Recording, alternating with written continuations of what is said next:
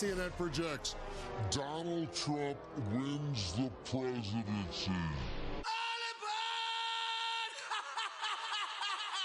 It's the Batshit. I'm very highly educated. I know words. I have the best words. Crazy Pants. It is time to drain the swamp in Washington, D.C. Super Show. But we are transferring power from Washington, D.C. and giving it back to you, the people. Helping you navigate this batshit crazy pants world. So I got a president who likes me now. Look at those hands. Are they small hands? Are you totally deranged? And now, your bus driver, Matt Stevens. Crazy, but that's how it goes. Millions of people living. Hello, and welcome to the Batshit Crazy Pants Super Show, Politics Edition. We do our special fun show on Friday where we make fun of the religious right and all the weird things they say. And I was going to call it something different, but I like that name a lot, and I want to keep it. So I'm just going to do politics, and then, we'll do that all sorts of things. It'll just be fun because it's just all crazy right now. It's just all crazy. It's all crazy. It's all crazy. Thank you so much for listening, as always. We got a lot to get to today. We got Trump's tax plan, or Trump's tax outline, as it were. Congress is screwing us on healthcare. No shock there. We have some science news. We love science, as always. Thanks, Neil deGrasse Tyson. Indeed. Thank you. So we're going to get to that. And then, of course, Mick Mulvaney opened his mouth, which means nothing but nonsense and malarkey came out. As always, we start the Batshit Crazy Bad Super Show with a simple reminder that he is still the president. Hail Trump! I'll say it one more time. Hail Trump! I'll never say it, but he'll say it. Hail Trump! And he actually did say that. That's not me. That's, Anyway, as always, remember, when listening to the Batshit Crazy Pants Super Show, Earmuffs. Indeed. Follow me on Twitter at TheMatchShow365. It's a good time. Good time. Good time. Baby. Oh. Okay, so we begin with the Trump tax reform, or I'll just read you the outline. The 2017 tax reform for economic growth and American jobs. The biggest individual and business tax cut in American history. Who do you think those cuts are for? So he gets right out of the gate, right? The goals, because you got to have goals, right? Like, what's life without goals? If you have no goals, then you're just, I don't know, a guy watching TV. You're me. That's what you are. If you're a guy without goals, you're me. Here we go. Goals for tax reform. Bullet point 1. Not numbers. This is like, folks, find it. I'm going to read you literally the whole thing. It's not that long. Goals for tax reform. Grow the economy and create millions of jobs. Number 2. Bullet point dose. Simplify our burdensome tax code. Bullet point 3, provide tax relief to American families, especially middle-income families. And finally, bullet point 4, lower the business tax rate from one of the highest in the world to one of the lowest.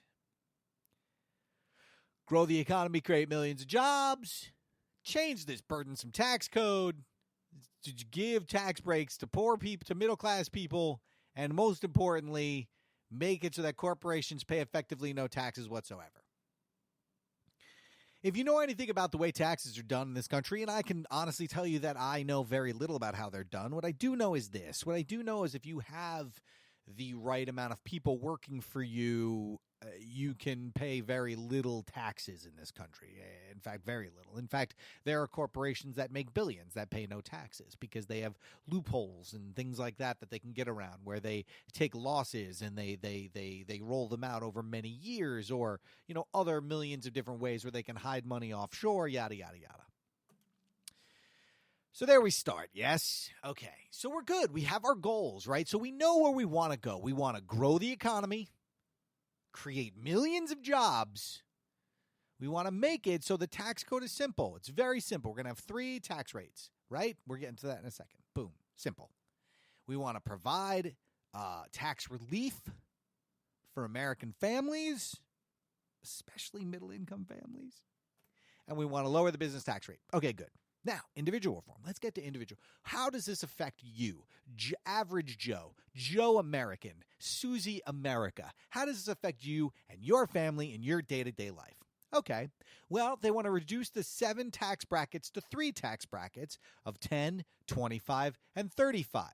Now, that's probably going to screw a lot of you, if you don't believe me.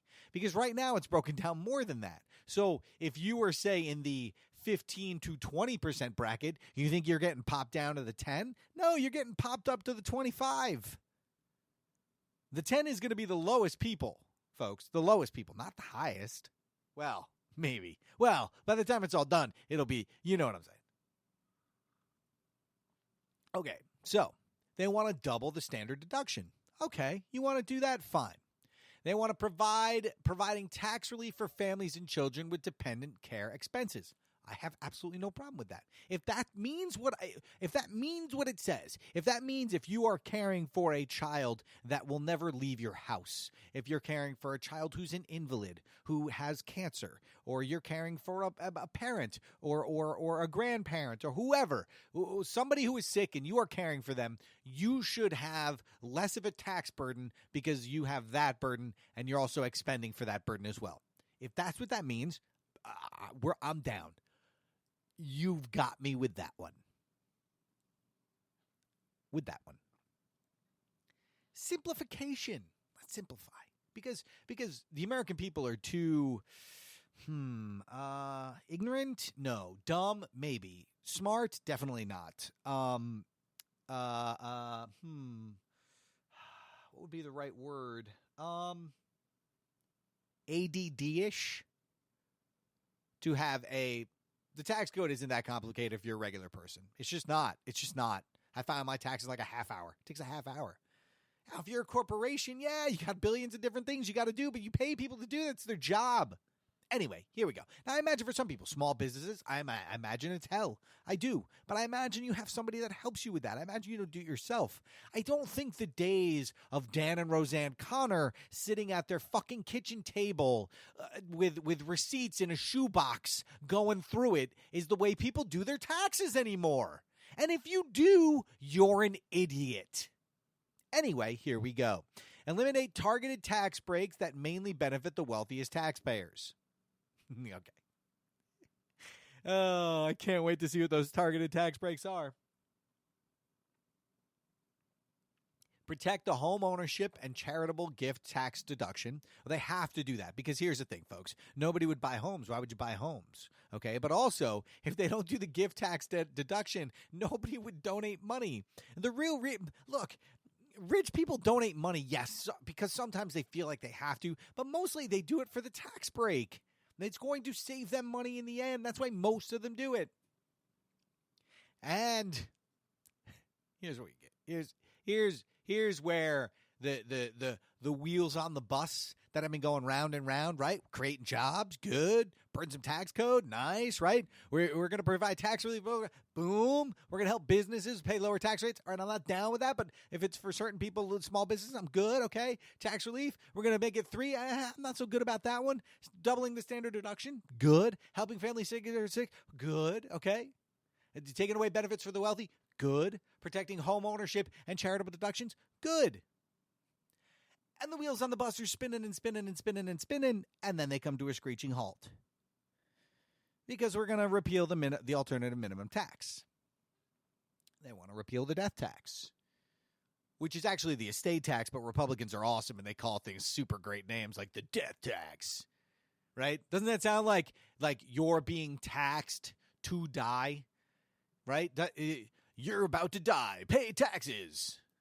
When that's not what it means at all. It means your rich fucking kids are about to get a fucking shit ton of fucking money and you fucking can't pay some fucking taxes on it, you fucking motherfuckers.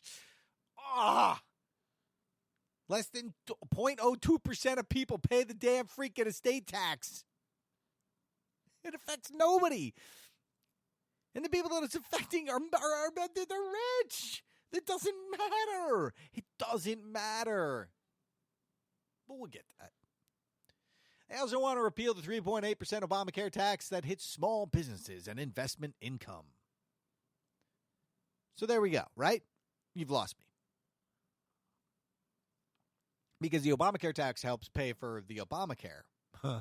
It helps keep even though premiums and whatnot are not necessarily low, it helps keep them lower than they would be. It helps pay for people who have massive medical bills and stuff. It helps. It's there for a reason. It's not just not. It takes a village. Remember how we used to say that it takes a village? Well, that's what healthcare should be. It should be to take a village. We all help. We all pay into the kitty.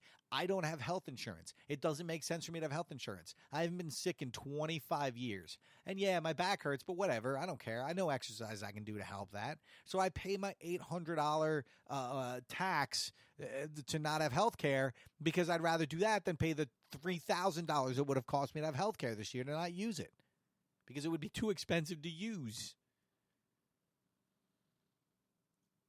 But we all pay our part to help the greater good, right? So we all put money into the kitty, and that helps the insurance companies cover the people who have really high medical bills with the people who don't have really high medical bills. It's actually like a decent Ponzi scheme if it were, right? But if people aren't making money, then it's not good for you. You don't care. We're going to get to healthcare in a minute because you guys are really just winning today.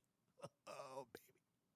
Now we get to business reform, and this is where you completely lose me. This is where the wheels on the bus come off, okay? This is where you find it, like in that scene in Vacation where they're driving through the bad neighborhood, and it's all, and the guy steal the tires off the car. That's what the bus looks like right now. They want to do a 15% business tax rate.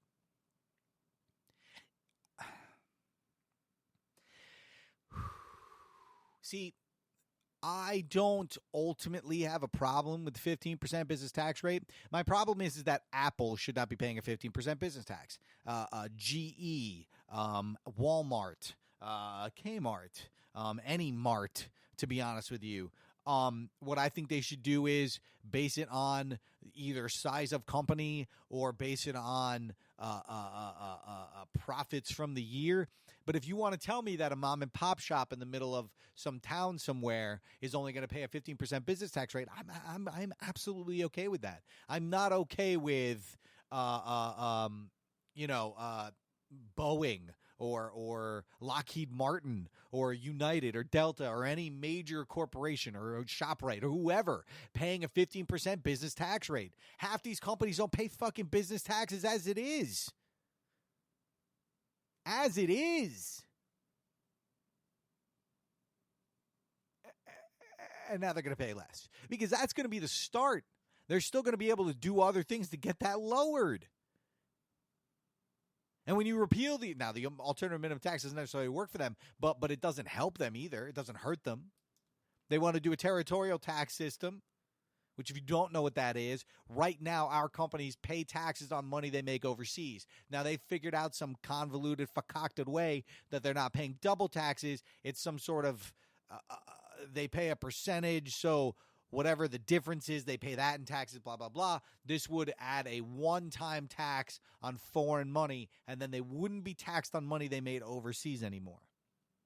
Again, that doesn't help small businesses. It just doesn't. It just doesn't. Now, unless you're telling me it's small business shipping things all over the world, and maybe that's true, but I still can't believe that helps because you're based here. You're making the money here. This is for if they're selling cars over there. A one-time tax on $1 trillion held overseas. And they want to eliminate the tax breaks for special interests. If that includes the church, I'm totally down for it. But if it doesn't include the church, then it's just kind of bullshit. And there we are. That's the tax outline. Let me be clear about this outline, folks, okay? If I had returned this outline into my, say, 11th grade English teacher for the paper I was about to write on shitty tax reform, I probably would have gotten an F. Not an F, a C. Give me a C, a bouncy C. This was the reveal. So we don't know what the tax breaks for special interest. We don't know what they're talking about when they say special interest. I imagine most of those special interests would be liberal leaning, and none of them will be churches. We don't know the 15% tax rate. Does that mean they have to pay 15%? That they can't deduct or do anything after that? That it's a 15% tax rate no matter what happens, no matter what it is. If you're a business, you pay 15% and that's it. Are they going to put safeguards in place so when you repeal the alternative minimum tax, there's going to be some way so that people like Donald Trump, which we found out from his 2005 tax returns when everybody was freaking out about Rachel Maddow's thing, we found out that he basically would have effectively paid, I think it was a 7% tax rate.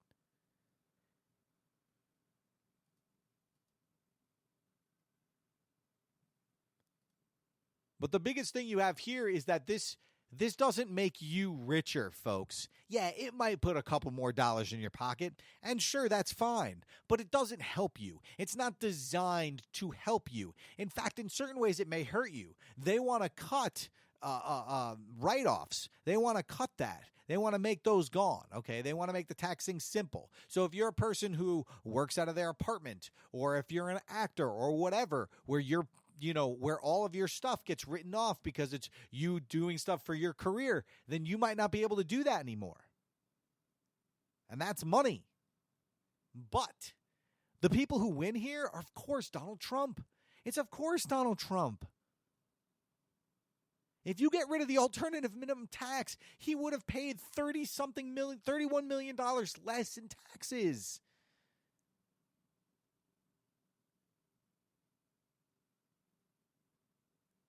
He also did something which I didn't know about until today, until I read up on all this, okay? I didn't know that there are corporations that are pass-through companies, which apparently Donald Trump owns a lot of, and they pay taxes through the personal income tax code. Which is amazing, right? Because hasn't he declared bankruptcy like 8 fucking times? And if so, how is he not bankrupt? If he's filing personal tax income, how is he not the one that's bankrupt and his companies are? How are we separating those two? And he wants to make those pass-through companies pay 15% as well, which would be less, by the way, than individuals pay at 25 or 35%.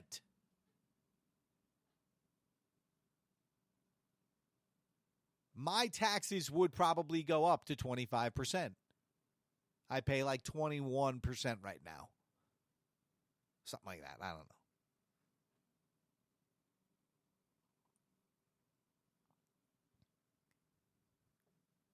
This tax code right now is not for you. It's not for you and it's not for me. It's for him. It's for him and his friends. It's for him and all his rich friends. They're going to make so much money with this tax plan if it goes through. Now, it may not go through, and in the Senate may do stuff to it, but a lot of it can go through. They want a lot of this. Alternative minimum tax is a huge problem for them. You would basically have billionaires paying effectively no taxes, and that's what they want. And think of how far we've gone, right? So trickle-down economics. We started, right, saying this is trickle-down economics on crack, okay? Because that's all it is. This is pumping more money and more money and more money into the rich. And yes, they're throwing you a bone, but they're throwing you a bone. They're getting like 10 bones, okay? Trickle-down economics does not work. It does not work to give more money to the rich and then wait for it to trickle down to the fucking poor. It doesn't work. If you want to boost the economy, if you want to make money, if you want to make this country more money, give more money to people like me. I spend my money. The rich guy you're giving money to has money. What's he going to do with that money? It's just more money. He doesn't need more money. He's got tons of money.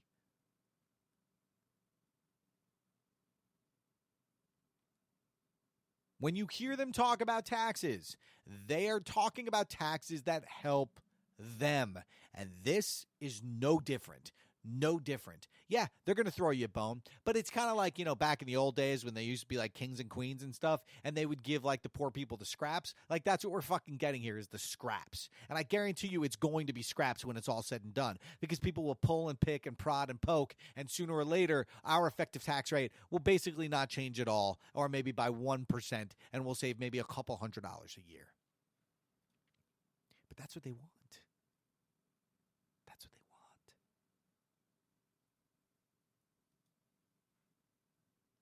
It's Simple as that. Oh, on to our... Oh, my God. It's amazing, right? It's amazing how we could elect people who talk about Christian family values, and then all they try and do is make it so that people, that they don't take care of their community. They don't take care of their village. They don't help, right?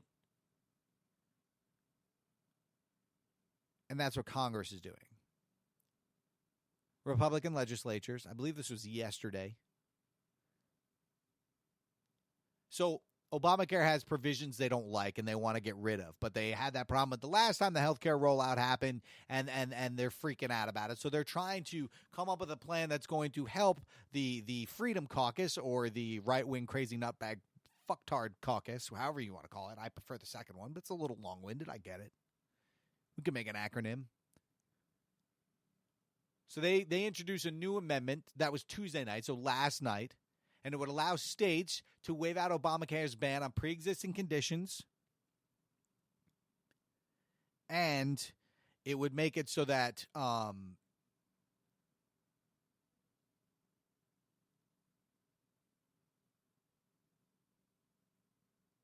so like basically what happened is this.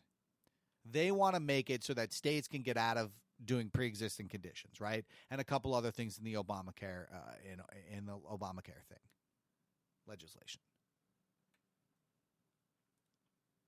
But they want to exempt themselves from doing it. So what would happen is, say I live in Jersey and one of, Senator Who's His Pants, his aide lives in Jersey as well, right? Well, this kid comes down with cancer and I come down with cancer, right? Both at the same time. Well, according to their law, his insurance wouldn't be allowed to change at all, while the insurance company for me would change dramatically. They could raise my premium so much that I wouldn't be able to have health insurance. And that's what Congress wants. It's not good enough for them. It's just good enough for the people. We can have the states decide what health insurance you get and how good your health insurance is and how much coverage you get. We can decide that for you, and then we're going to say, fuck you. You don't get to – we're not doing that. We're not doing it. It's ridiculous. It would never happen. It was introduced by Tom MacArthur, who is from New Jersey, by the way.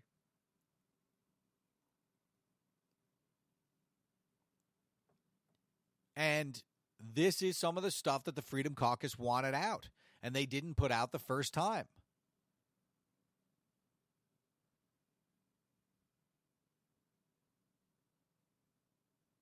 Now, if they do this, if this goes through, you're already talking about, under the original plan that Trump came out with, 24 million people would have lost their health care. 4 million people would have lost their health care. This wasn't something that was just a number that was thrown about. This was a universally known number to everybody, okay?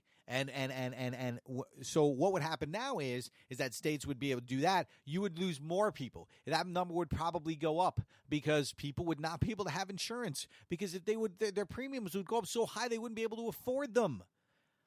70% of the country, 70% of voters support the right to cover pre-existing conditions. And 61% want the federal government to require insurers to cover comprehensive benefit packages. Things like maternity care, hospital visits, mental health services. They want to cut those as well. This amendment would cut those as well.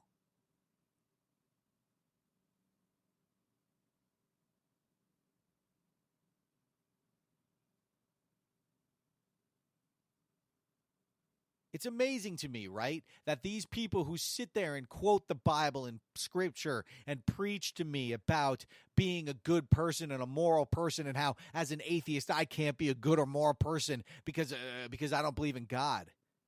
Meanwhile, you're taking health care away from people. And some of those people are going to be old. Some of them are going to be old. And some of them are going to be sick. Some of them are going to be really sick. And they're going to lose health care. But not you guys. Not you and your aides. Not you and the people who help screw us every day. You guys are free and clear. You guys are great. You guys won't lose a damn thing. These are the people we've elected, folks. These are your Christians. These are your God-fearing folk out there fighting for us every day. This right here shows you that everything they say is a flaming hot pile of crap. Everything they say is lies and deception. And I know what you're saying. Matt, you sound like a crazy conspiracy. It's not conspiracy. It's fact. They say they're for you. This is not for you. This does not help you. This does not make things better. All this does is lower premiums for people who don't get sick. That's it. That's all it does.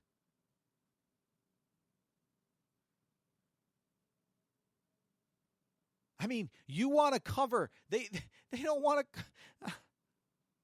to cover maternity expenses, maternity leave. They don't want to cover these things.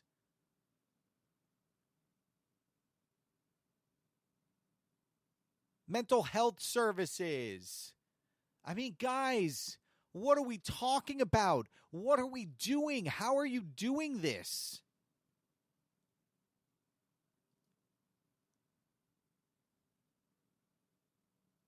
We are a country that is supposed to be a family. We're a melting pot. We all come together and we're supposed to help each other and take care of each other. And you always say, take care of the elderly. Do you help your friend? Be kind to your neighbor. Do all these things. And all you guys do is take. All you do is take. And you don't give. Nothing. You can't even let us have pre-existing conditions. You got to take it away. But God forbid we take yours away. God forbid we take yours away. So say goodbye to hospital visits. Say goodbye to pre-existing conditions. Say goodbye to all of it, guys. Because what's going to happen now is the only people who are going to be able to afford health insurance are people who don't fucking need health insurance. We'll go back to the days where people had to declare bankruptcy and die because they couldn't afford care. They just had to die. That's it. Goodbye. Not if you're rich. And not if you're in Congress, because Congress does not want to play by your rules. Congress plays by their own rules. Congress, and the Republican Congress, is,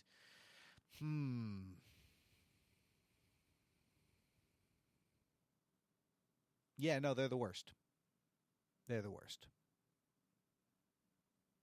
And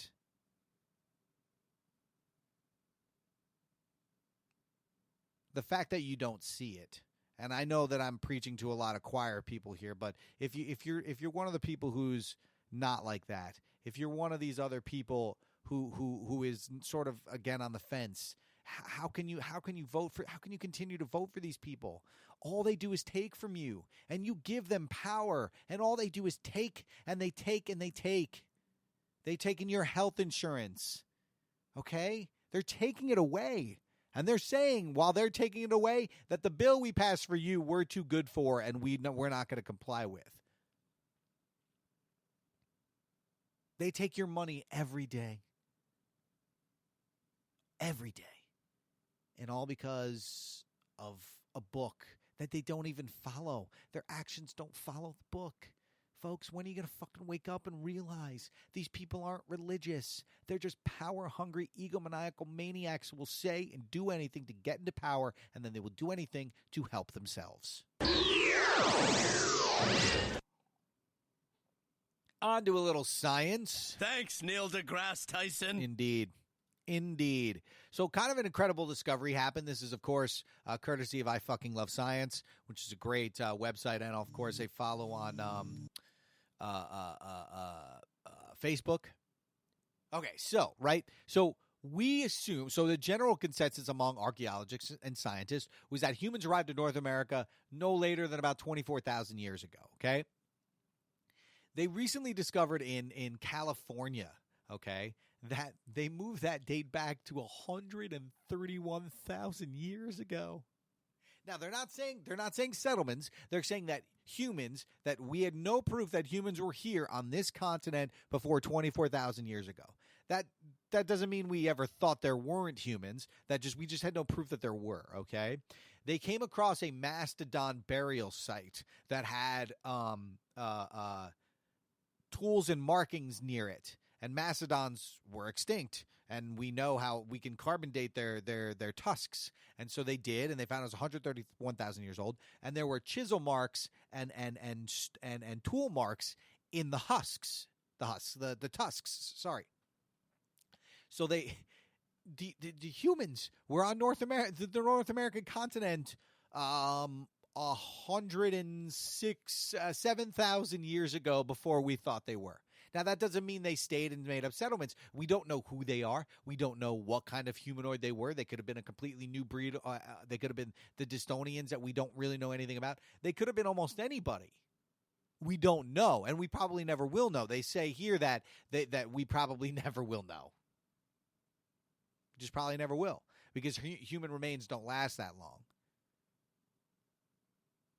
But it's amazing, right? And this is, if you listen to my show on Monday, you're wrong. I was talking about science and religion and how when we talk about faith, it's unbending because it's just a belief. It's not anything based in fact. And when you talk about science and you think about how the scientific community is sort of on its ear today because something we've held in this belief for so long has just been disproven. And that's the beauty part about science, is that it's always trying to make us better and learn us better about our past and how that can help us towards our future. It's always trying to disprove itself to make sure that what they're proving to us is real. And so this, it wasn't fact. It was just everyone just assumed this because this is what the earliest time we had. But people keep looking and people keep digging and people keep finding things. And we keep finding new things, right? We keep finding new things. Like 7 years ago, we found the Distonians, who was a new DNA that we had never known before. And now we know that 131,000 years ago, humans walked on the North American continent 107,000 years before we thought they did. And then people, well, but that just means they don't know it. Yes, it does. No, it's actually exactly means what they're talking about. Because let me tell you something.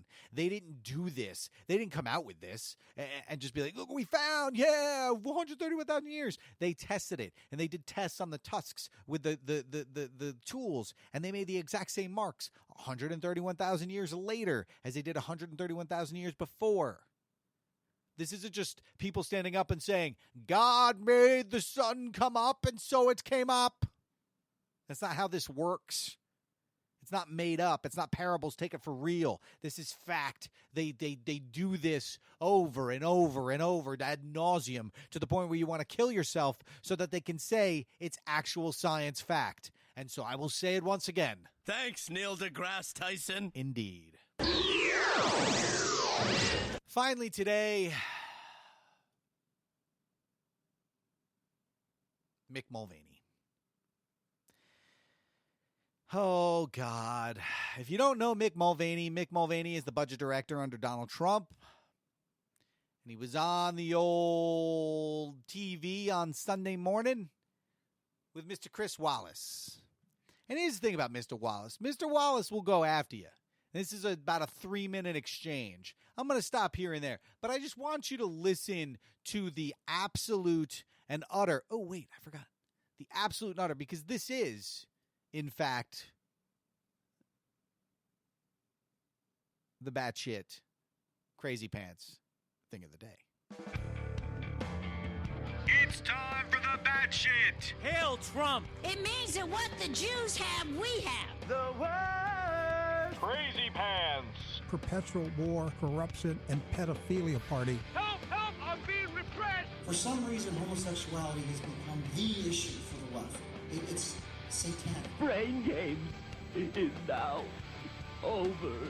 Thing of the day.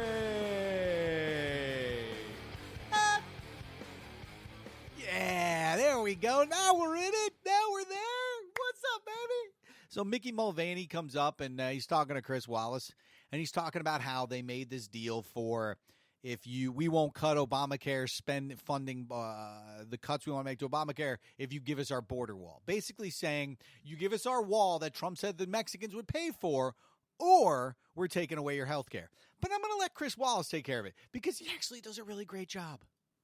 Because on Friday, you did offer Democrats a trade, funding for the border wall in return for continuing subsidies. Their subsidies that already exist, but continuing subsidies, insurance companies to help pay for lower-income people who get health insurance.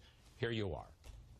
We'd offer them $1 of CSR payments for $1 of wall payments right now. That's the offer that we've given to our Democrat colleagues. Democrats say that is a non-starter, and that what you're in effect doing with that trade is that you are holding hostage health insurance for millions of lower-income Americans. Actually, what I would say is that they're holding hostage national security. Again, something they've supported in the recent past when President Obama was in the Senate. So we don't understand why this is breaking down like this. And we're worried, Chris, that this is sending a message that this is going to be the next 4 years, that Neil Gorsuch was not just a one-off thing, that the Democrats will oppose everything that this president wants to do, which is stunning to us, especially when we are offering them something they want in return.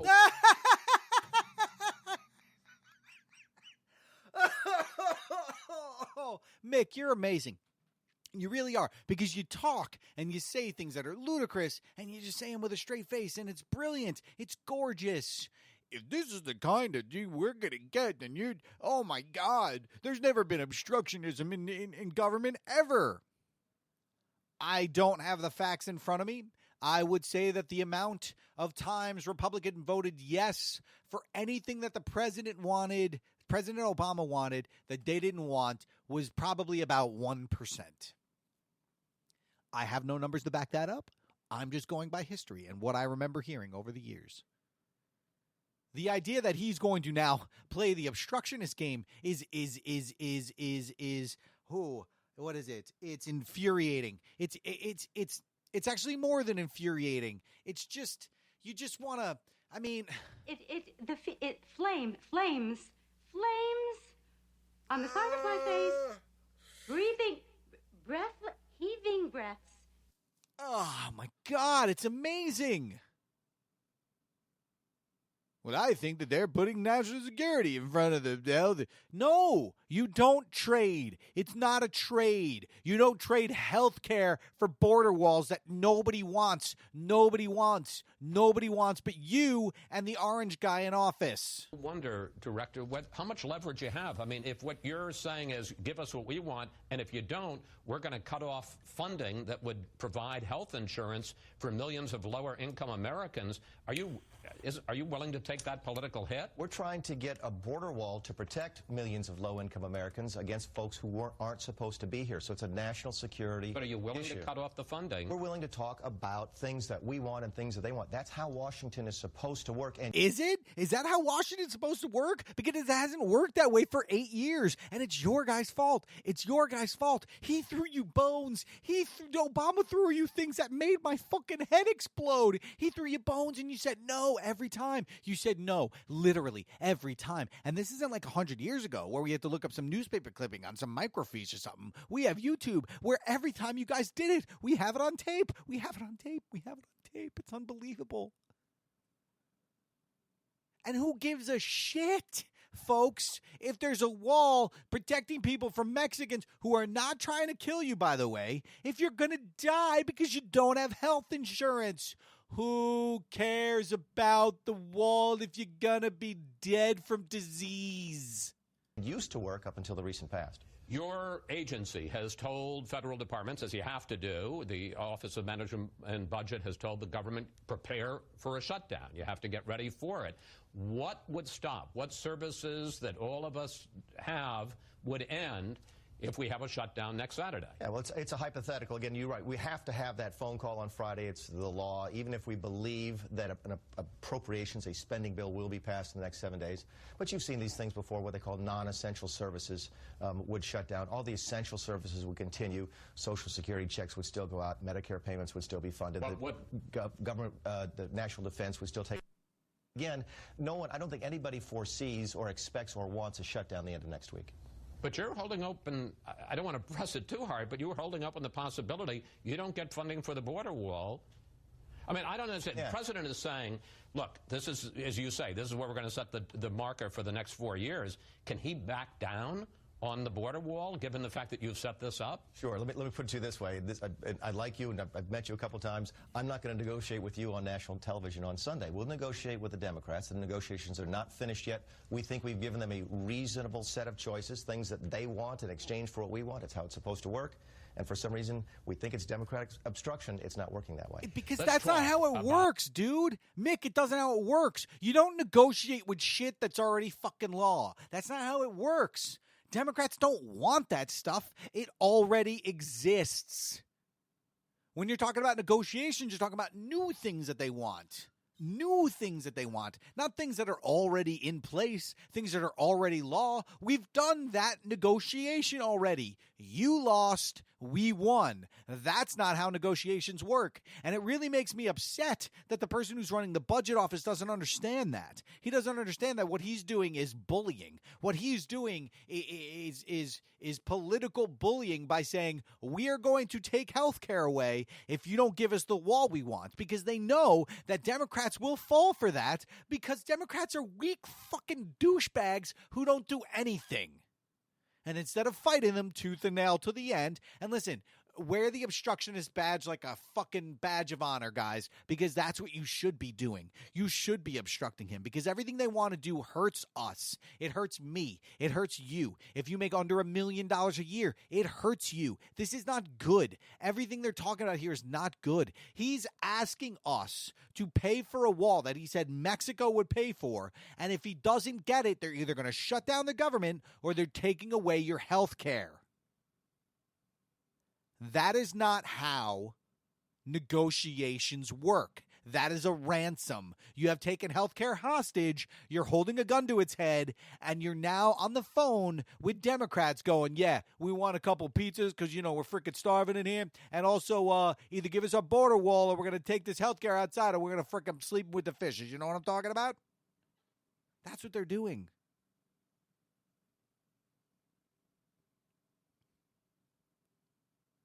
And if you are somebody who voted for Republicans and you are okay with this, if you think the border wall is so important that we can forego health care or shut down the government, when, let's be fair, folks, we've been around a hell long time and we haven't needed a border wall since that. We haven't needed a border wall before. We don't need one now. It's just he got elected on it, so he has to build it. See, that's what Trump is. He has to do it. He has to build it. It wasn't a good idea when he talked about it in his speeches, and it's not a good idea now.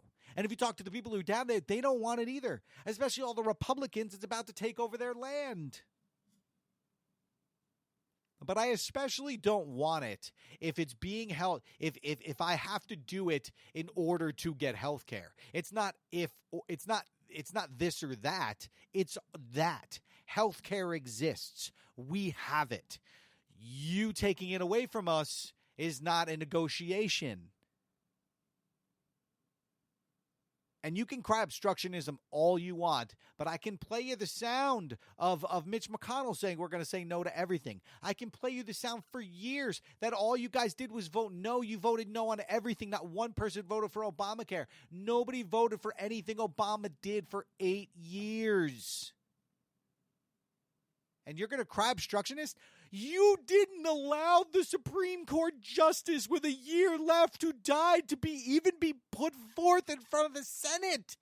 That's the most obstructionist thing that this country has ever seen.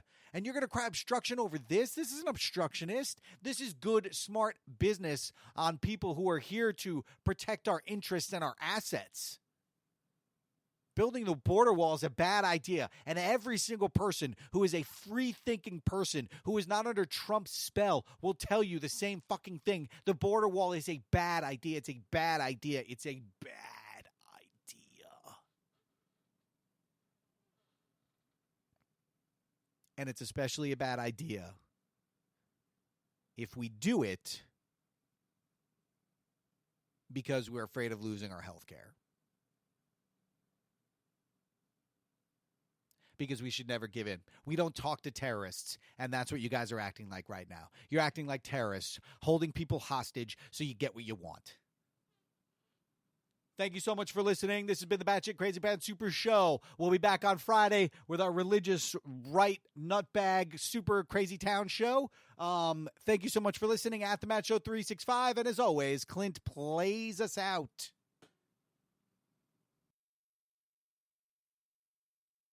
Farewell and adieu to you fair Spanish ladies. Farewell and adieu, you ladies of Spain. For we've received orders for to sail back to Boston. And so never more shall we see you again.